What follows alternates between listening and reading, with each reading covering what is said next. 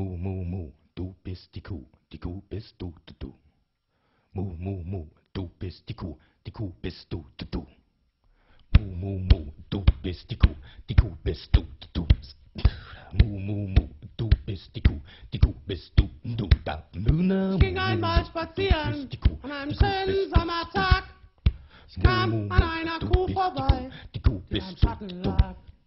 Und auf der saßen Fliegen, Fliegen schillernd grün. Die Kuh nahm das nach außen mit verdammt viel Coolness hin. Mu, mu, mu, du bist die Kuh bist du, du. Ich sah ein Weilchen zu und dachte mir, Mensch, die Kuh, die ist ja doch im Grunde ganz genau wie ich und du. Die hat doch garantiert nicht gerne Fliegen im Gesicht. Und diese grünen Nägel haften sicher dreimal nicht. Meins.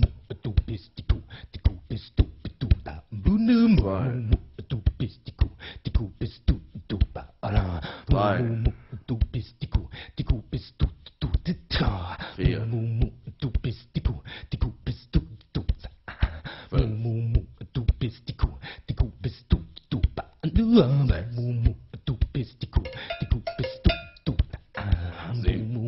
Du bist die Kuh bist du, du. Du bist die Kuh bist du, du. Es gab mal eine Zeit, da hat die Kuh sich doch gewehrt.